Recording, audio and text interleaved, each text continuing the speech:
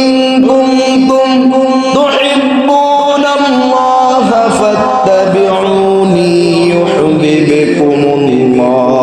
জোরে বলুন আল্লাহু আকবার। আল্লাহ রাব্বুল আলামিন বলেন, হে রাসূল আপনি আপনার উম্মতদেরকে জানিয়ে দিন, আপনার উম্মতদেরকে আপনি বুঝিয়ে দিন, কেউ যদি কেবলমাত্র আমি আল্লাহ সুবহানাহু ওয়া তাআলার রেজামন্দি পেতে চাই, আমি আল্লাহকে যদি পেতে চাই, আমি আল্লাহর সন্তুষ্টি যদি পেতে চাই, তাহলে সে যেন সর্বপ্রথম ইহবিবকুমুল্লাহ, সে যেন আমার নবীকে যেন ভালোবাসে, আমার নবীকে যেন অনুসরণ করে। জোরে বলুন সুবহানাল্লাহ। আমার দিনী ভাইরা, আল্লাহ সুবহানাহু ওয়া তাআলার মহাগ্রন্থ আল কুরআনুল কারীম পেয়েছি। আল্লাহ রাব্বুল আলামিনের পরিচয় কুরআনুল কারীমের ভিতরে একের পর এক আল্লাহ রাব্বুল আলামিন তার পরিচয় দিয়েছেন। কিন্তু রাসূলুল্লাহকে কি প্রয়োজন? রাসূলুল্লাহকে বাদ দিয়ে তো কোরআন দিয়ে আল্লাহর সাথে সম্পর্ক করা দরকার ছিল। কথা বলেন ঠিক কিনা?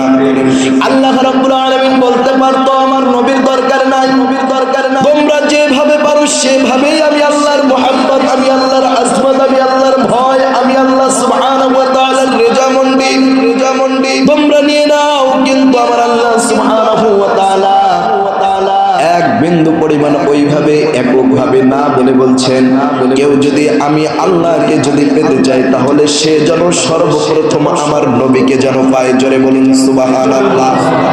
হে মুসলমান, শুধুমাত্র নবীকে পাইতে হলে শুধুমাত্র নবীর প্রশংসা করলেই হবে না। কথা বলেন ঠিক কিনা? নবীকে পাইতে হলে দিল থেকে নবীর প্রশংসা করতে হবে।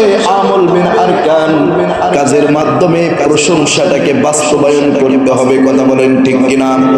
আমার দিনী ভাইরা, লা ইলাহা ইল্লাল্লাহ মুহাম্মাদুর রাসূলুল্লাহ, এই কালিমার দাওয়াত আমার দিনী ভাইরা দিচ্ছি, কিন্তু কালিমার হাকিকত, কালিমার আজমাত, এই বিষয়টা আমরা যদি না বুঝি তাহলে কিন্তু কাজ হবে না। কথা বলেন ঠিক কিনা?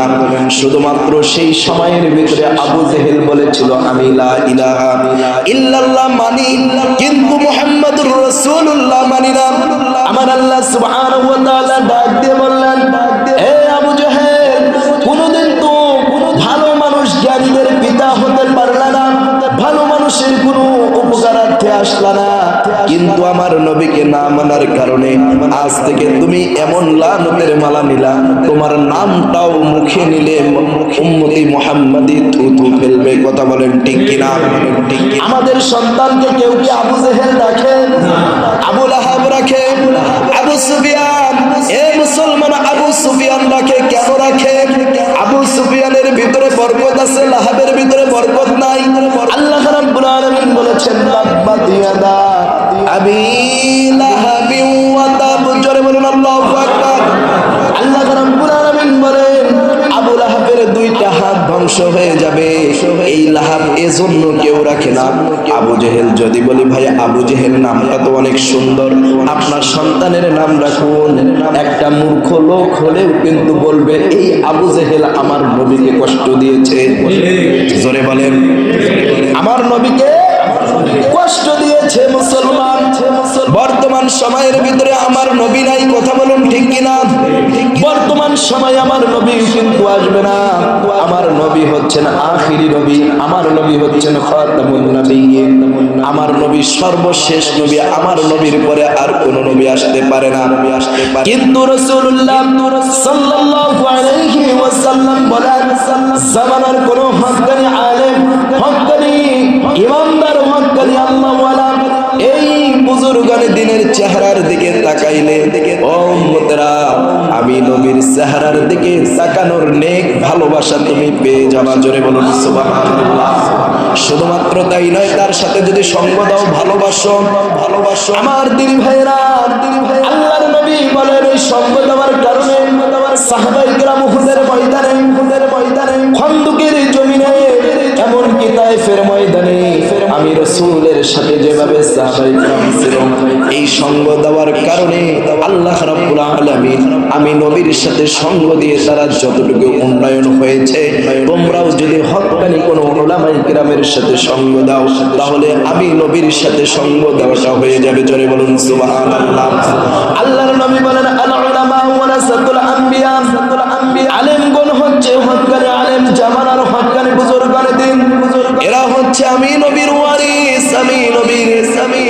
বংশ।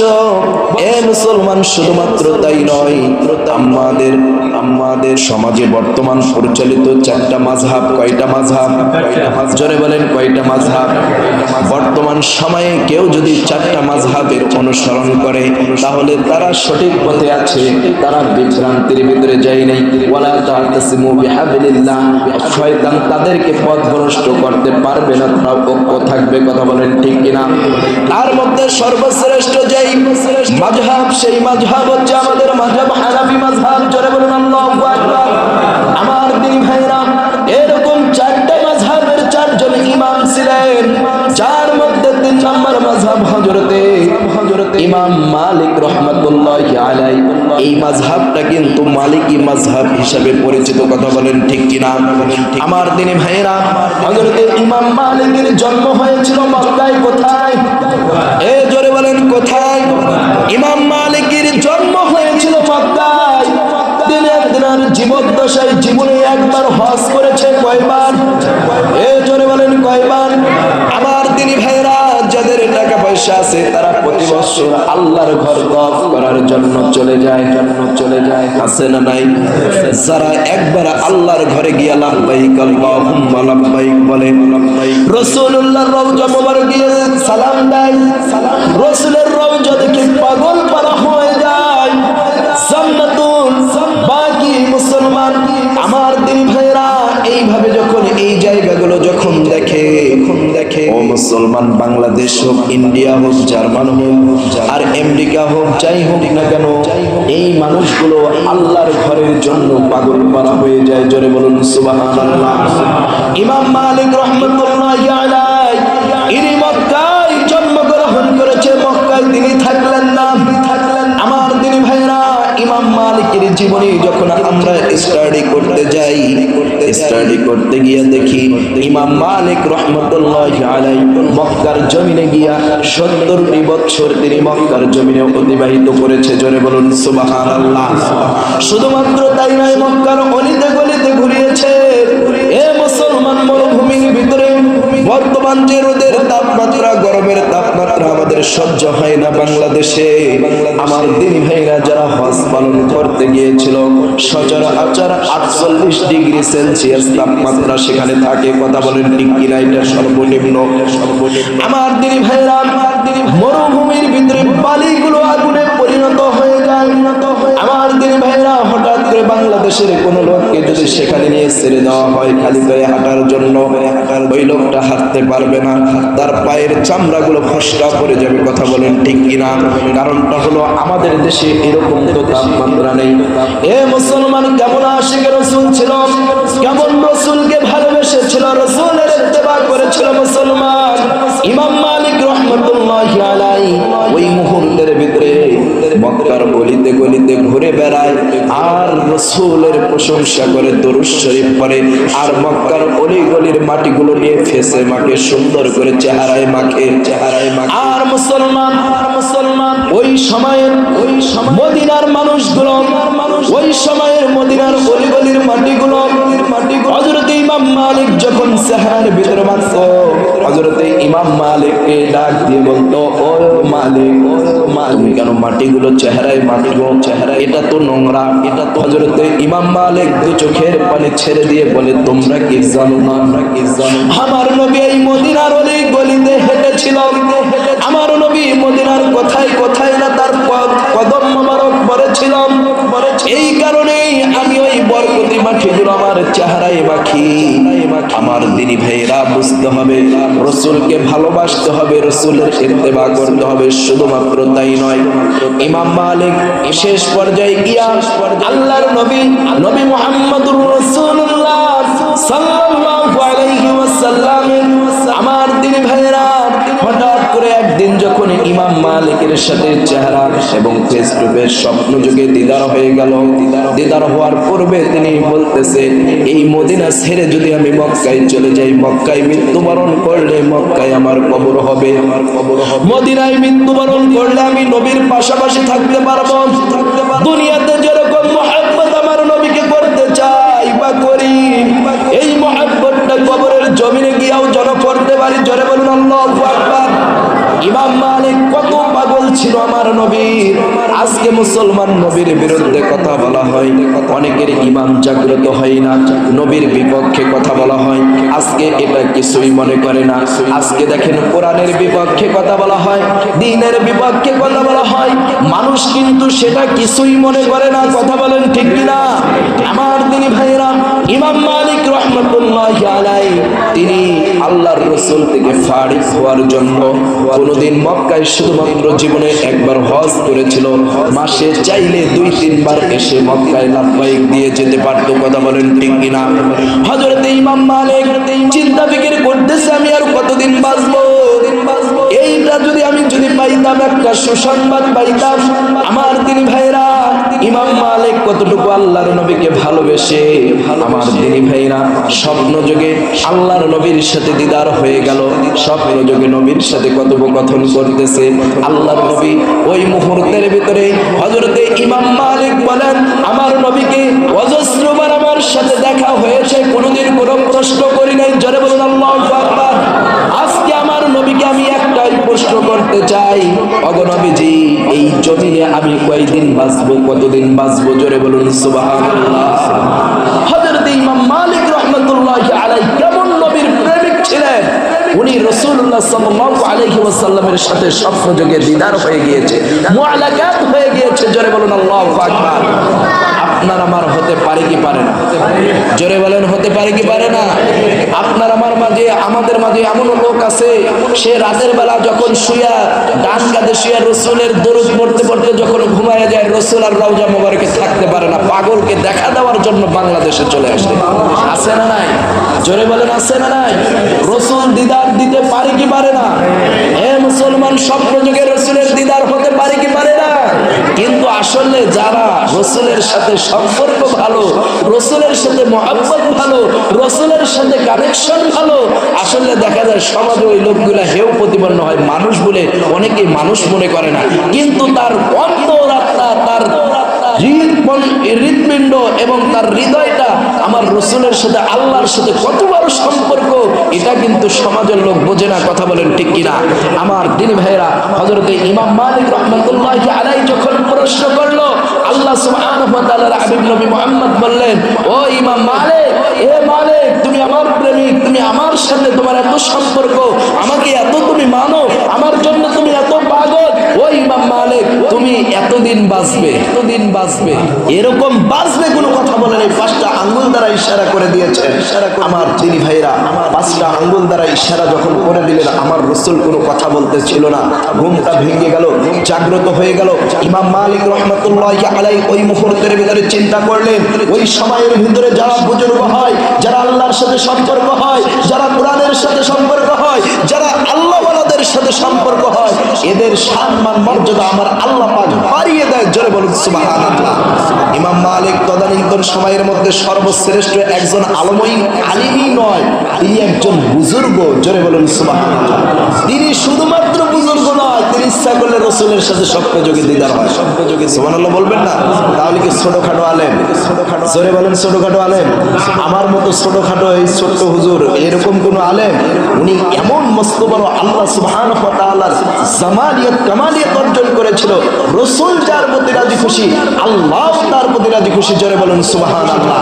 এজন্য রাসূলুল্লাহ সাল্লাল্লাহু আলাইহি ওয়াসাল্লামের 63 বছরের জিন্দেগীর প্রতিটি কাজ আপনাকে আমাকে মানার দরকার আছে না নাই? রাসূলের শৈশবকাল, রাসূলের কিশোরকাল, রাসূলের যুবককাল, এ মুসলমান, রাসূলুল্লাহ সাল্লাল্লাহু আলাইহি ওয়াসাল্লাম হেরা গুহার পর্বতে ধ্যান করে যেই মহাগ্রন্থ আল কোরআনুল কারীম নিয়ে আসলেন, ওই পরের 23 বছর থেকে শুরু করে প্রতিটি সেক্টরে আপনার আমার ভূমিকা রাখার দরকার আছে না নাই? এখন যদি ওই ভূমিকা যদি না রাখতে পারি, তাহলে বুঝতে হবে রাসূলুল্লাহর একজন আত্মা খাঁটি আশিক রাসূল আপনি আমি হতে পারি নাই। কথা বলেন ঠিক কিনা? আপনাকে আমাকে মসজিদের ভিতরেও যেরকম কথা বলতে হবে, মসজিদের বাহিরেও সেরকম কথা বলতে হবে।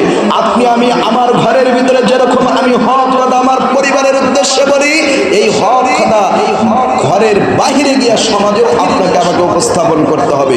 সত্যের প্রতি সত্য বলতে হবে, মিথ্যাকে মিথ্যা মিথ্যা বলতে হবে।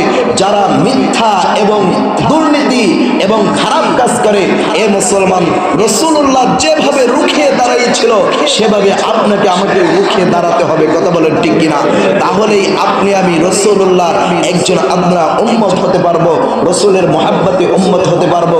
কিন্তু আল্লাহ সুবহানাহু ওয়া তাআলা সূরাতুল আসরের ভিতরে तमाम পৃথিবীর মানুষদেরকে উদ্দেশ্য করে বলছেন, ওয়াল আসর ইন্নাল ইনসানা লাফি খুসর। আমি আসরের কসম নিয়ে বলছি, আসরের নামাজের কসম নিয়ে বলছি, সময়ের কসম নিয়ে বলছি, ইন্নাল ইনসান, নিশ্চয় সমস্ত মানুষ, নিশ্চয় সমস্ত মানুষ ক্ষতির ভিতরে আছে, ক্ষতির ভিতরে আছে।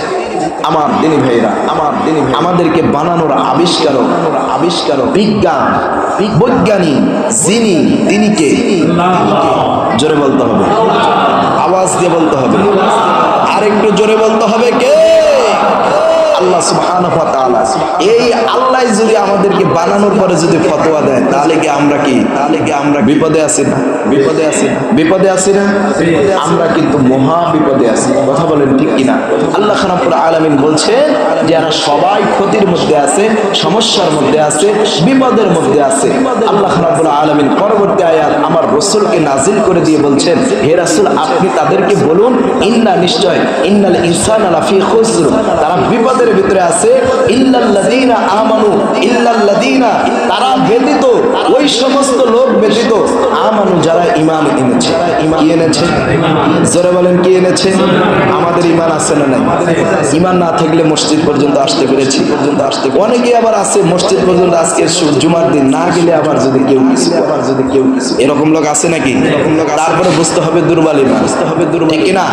আল্লাহ রাব্বুল আলামিন আমাদের সকলকে পরিপূর্ণ ঈমানে পরিণত করে দেন। জোরে বলুন আমিন। আল্লাহ রাব্বুল আলামিন এক নম্বর বলছেন, ওই সমস্ত ব্যক্তিরা ব্যতীত সবাই বিপদের মধ্যে আছে। তাহলে কারা? এক নম্বর হচ্ছে ঈমান যারা এনেছে, দুই নম্বর হচ্ছে ওয়া আমিলুস সালিহাত, এই সমস্ত ব্যক্তিরা যারা ঈমান আনার পরে আমল বিল আরকান, তারা কাজের সাথে বাস্তবায়িত করেছে, তাদের ঈমানকে পরিচালন করার জন্য ইসলাম এবং দ্বীনের প্রতিটি কাজ পঙ্খরে আদায় করেছে, ওই সমস্ত ব্যক্তিরা ক্ষতির ভিতরে নাই, বিপদের ভিতরে নেই। সুবহানাল্লাহ বলবেন না?